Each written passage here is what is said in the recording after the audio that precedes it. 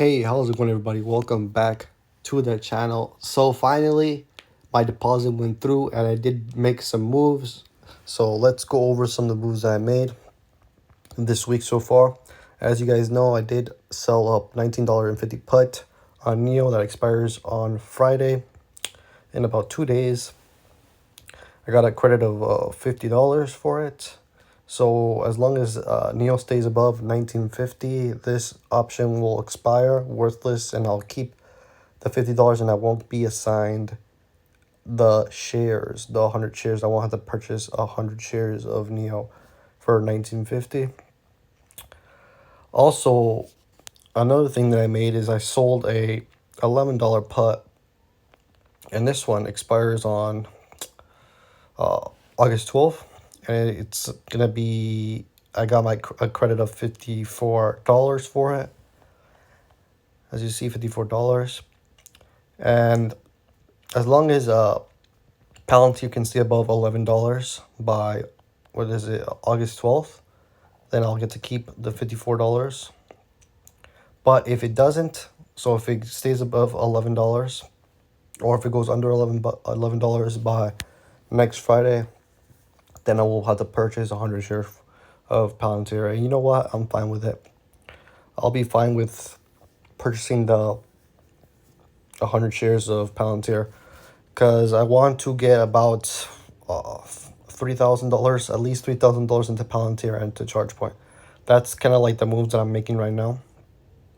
As far as everything else, I'll probably slowly add a little bit of shares at a time, but everything is going up quickly except for the only one that I really want to go up is NEO. And NEO does not want to move at all. NEO doesn't want to move at all. And you know what? So be it. I do want to sell some calls. I've been contemplating on selling some calls because I could probably sell some calls maybe out like to $23 or $24. And I have about 5 of them, so I can make about $200 a month just selling these. And if, as long as NEO doesn't make a big move, I won't be forced to sell at a huge loss. But of course, knowing my luck, as soon as I sell those options, NEO will start making a huge run up, and next thing you know, it's going to be up to $70-$80 out of nowhere, just how Tesla did, and what Tesla did back in 2020. Or what was it, 2020? Yeah, I think it was 2020 when Tesla made its first huge move. Yep, 2020, that's the first move it made. Crazy move.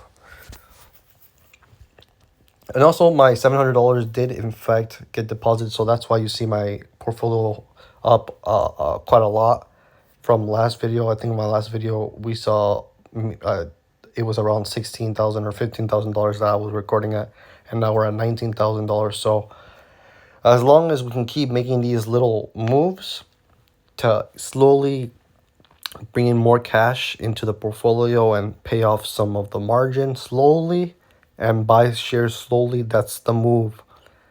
In terms of margin, I am in about $8,000 in margin. Would love to get that to under $5,000 by the end of the year. I have to do a lot of things. It all depends on how much money I can bring into the portfolio. If not, then I'm probably would have to sell off some of these things. I've also been looking at Corsair, and I don't think I would want to. I would probably sell this off, and I'll get about $3,000 back, which would automatically put me under $5,000 in margin used. But I'll just probably hold on to these babies. I probably won't sell anything. I'll just hold on for multiple years, and it's just better that way because I don't want to be buying and selling so many different things. Unless I'm doing the option strategy I'm doing. And with the option strategy, I'm gonna sell some puts. If I get assigned, then I'll sell the calls, and we'll keep selling calls. And if they don't go to plan, I'll just keep rolling them out. But in terms of Palantir and NEO, I might even do something with Shopify. I'm comfortable with selling puts because these prices are very low. Like NEO is at $19, and I know eventually it'll get back up to $50-$60. So buying it right now, I'm like I'm good if I get more shares, you know, as long as I can get my price my average price down. Same thing with Palantir. Palantir at $11 is whatever, right? Like $11. It was a $20 stock. It was a $30 stock, right? As long as it slowly gets back to where it was and where I think it's going, then buying it at 11 will be like whatever to me, you know. Maybe I'll get back double or triple or 4x in the next couple of years, which is a really good return. And I plan on doing the same thing with ChargePoint. Probably once my Neo option expires, I'll probably sell a put with ChargePoint,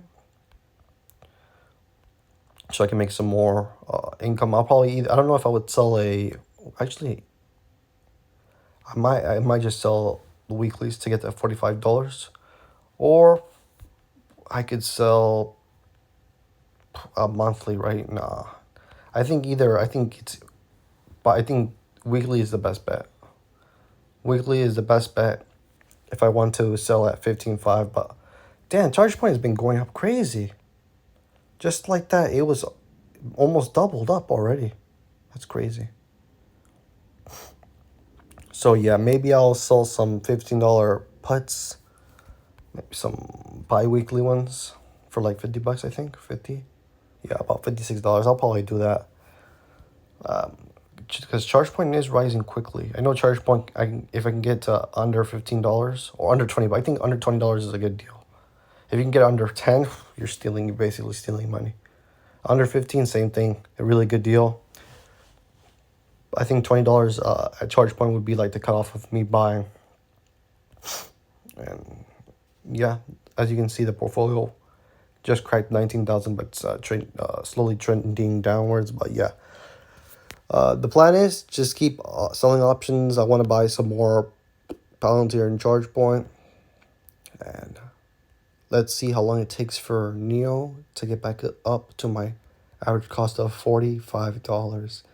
And maybe we can slowly get that down by selling some options. And if we get a sign, then obviously the average cost will go down. So yeah, that's a little quick update of the portfolio. Selling Palantir options, selling Neo options, buying some crypto, depositing money, slowly bringing our portfolios back up to where it was in the beginning of the year. And when I say in the beginning of the year, we were cracking the $50,000 mark. So we need to get back to that point. All right. Thanks for watching, guys. See ya.